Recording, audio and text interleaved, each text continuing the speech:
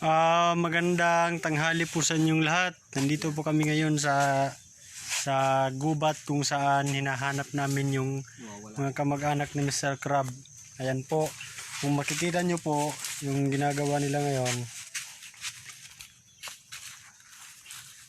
Yan po. No. Yan po si naghahanap ng makakain. Hindi yan magpalalim.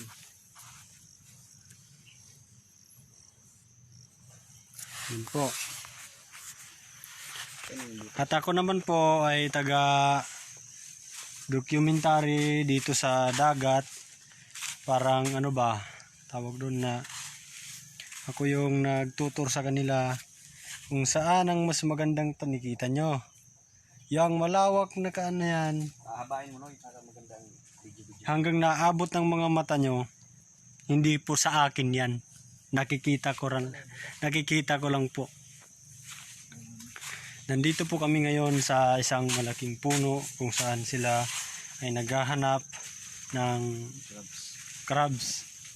Kasi si Mr. Crab, as I said, nahuli na po namin last week.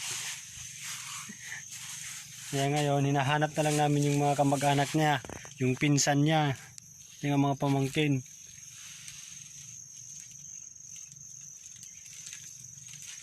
Kasi po, nagsasawa na po kami sa sardinas, saka noodles. Gusto naman namin po yung medyo presko naman.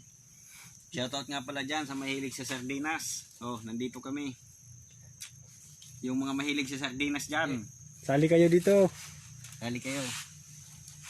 Oh, nandito na nga pala kami sa alam mo naman mga SF na nandito. Oh. Kung tingnan nyo ang huli namin, ipapakita namin video. Ito po yung mga nahuli namin. Yan po. Ganyan po karami. Ganyan po kami kasipag maghanap ng ulam kasi yung sardinas ayaw na naming makita.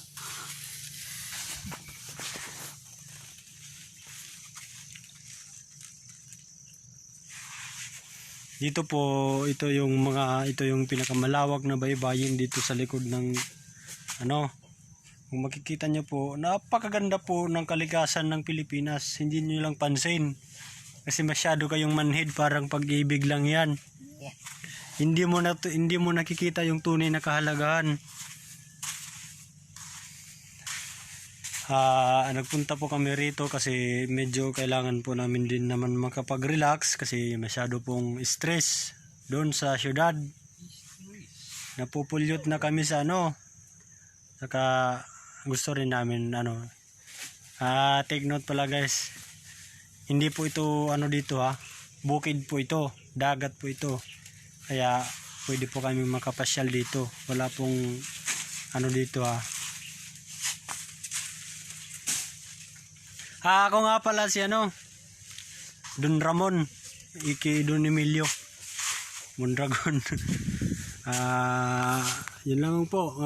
Magandang tanghali sa inyong lahat at mabuhay po kayo.